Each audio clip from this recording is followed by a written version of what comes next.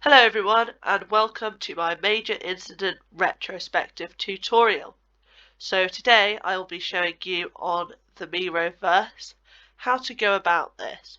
I have made it freely available to anyone online. Right, so let's get cracking. Today I'm going to start off talking about accessibility, then I'll head on over to how to conduct this meeting, conflict management and timekeeping, and then we'll wrap up. So first of all, accessibility. Now, why am I talking about accessibility? Accessibility is something that a lot of coaches miss out on. You need to be aware of your audience, and you need to be aware of what you may not know about your audience. Now, because we are using the traffic light system within our retrospective, so we've got green for what went well, yellow for improvements and suggestions, and red for avoid doing next time. That's all well and good unless you have certain types of colour blindness. Now, 8% of men and 0.5% of women in Britain and approximately 300 million people worldwide have colour blindness. And this may make sessions like these not as clear as people who can see the full range of colours. So what I've done is I've put little tags at the bottom so that it will actually transcribe what the colour of the post-it note is when you're dragging and dropping them from over here, or even copying and pasting. So if you press Ctrl C and Ctrl V to copy the post-it note, the tag will still appear. So this will just make it very accessible to anybody within your meeting. Okay, so thank you very much for listening to me on that one. Now I'll get to how to conduct this meeting. So step 1, give it the 3-minute wait. People have all sorts of reasons for joining late. And it's okay to give people a few minutes, but don't wait too long. If people can't join, give people this link before you start the meeting. So what I do is a week or in the meeting invite or a day before, I send out this template so that people who can't attend or will miss the first half can put down their post-it notes. As it's fairly self-explanatory, they can reach out to you if they need further explanation, but it is fairly clear. Step 2. Let them know why they are there. So say what the business have named the incident, which you can put right up here. And it's also great to put the aims by the end of the meeting. Now, there's nothing worse than going to a meeting, having no clue why you're there, what it's about, or what we're focusing on. Conversations tend to go off topic and it drags on. Now, I absolutely hate that, like I'm sure everybody else does as well. So that's why I make it very clear in these meetings that we need to refocus our attention on what needs to get done, especially in the context of a major incident. Sometimes you have time limits as to how long you can wrap up a major incident for your clients or partners. So that's why it's very important to keep things timely and done as efficiently as possible. And that's why I've created this, to help you with that.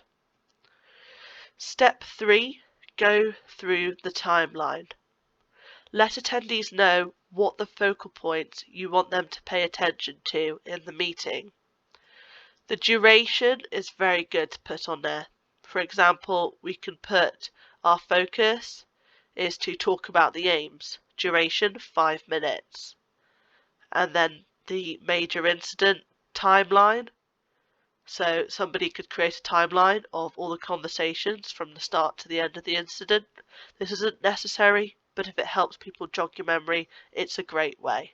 So you might say 10 minutes on that, and then the rest of the retrospective and wrapping up the actions a different amount of time. Step 4, the retrospective. Before the meeting, make sure you know what you want from the retrospective. So the title up here, it says, how can blank be improved in these end-to-end stages of the incident? Now, depending on what you feel needs improving in that situation for that major incident, you can change it. For example, if communication lacked and a lot of people all over the place weren't invited to things, weren't told, then that would be a great word to put in that blank communication.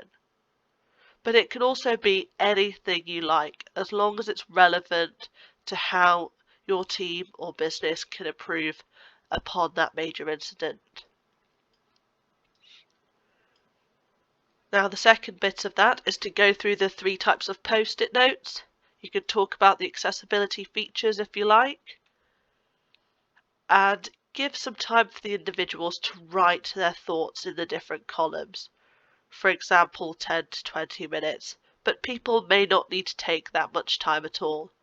The first time I found doing this incident retrospective can take a little bit more time than after people have gotten used to the concept, like with any sort of workshop or approach. But most people, if not all people I have talked to, have had very positive reactions towards this, and they said they would implement it in the next company they worked for. So that's why I wanted to share it with all of you. So after people have done that, go through what each person has written. You can also collate them so that if they sound fairly similar, you can bunch them up together and ask the 2 different people or 3 different people what their thoughts are on that topic.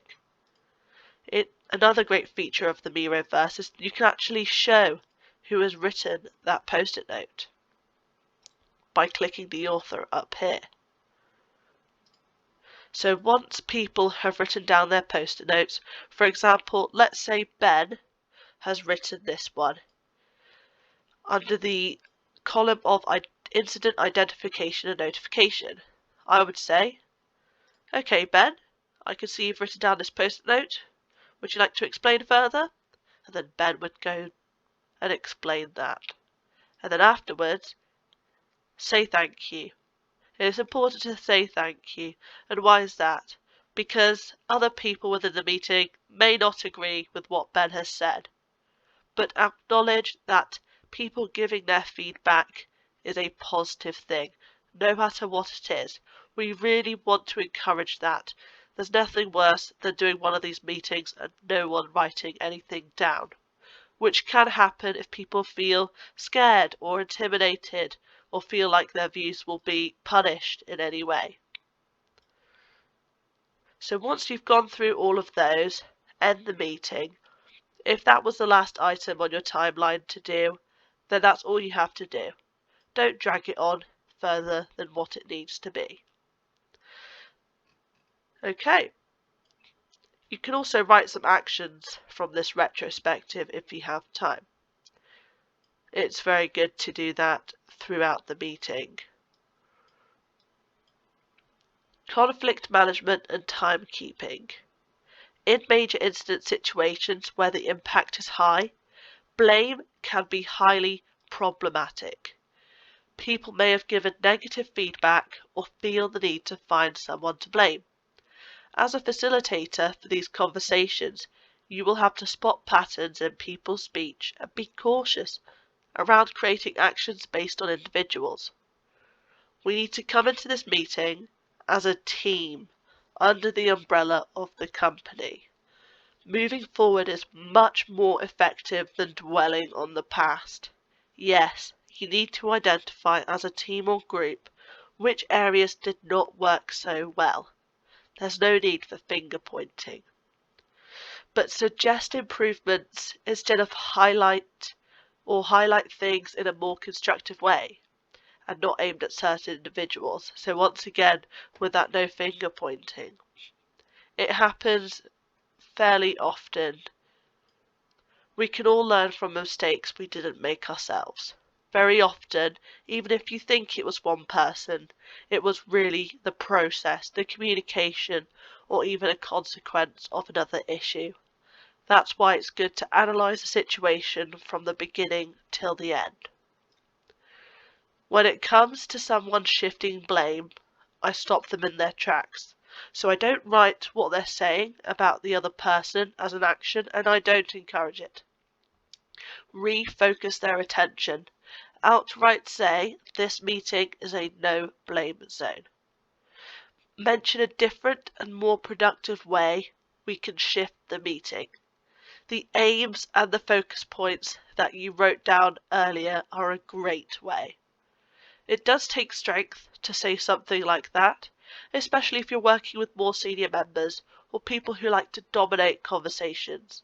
But if you don't stop them, the atmosphere in the meeting is going to end up very negative, and no one will look to the solutions or join future meetings. Muster up your courage and take their vocals with a pinch of salt. If you have time, you can add in at the start to go through behaviours expected of this meeting and the mindset they need to start off with, even if this takes time. If it's their first incident or retrospective, or are highly conflictual individuals, it's a good way to start and explain why we need to take things in a more positive direction. I would also add in positive comments. When someone has written something, that will help encourage people to write more post-it notes in the future and make their opinions feel validated, because not everyone in the group will respond to some people's suggestions. So that's what I talked about earlier. Right, so now that we've talked about that, I would just like to say thank you. Head on over to my YouTube channel to find more explanations regarding further workshops, and I also have a website where you can read up more about this. Thank you everybody for joining my instant retrospective, and have a great day.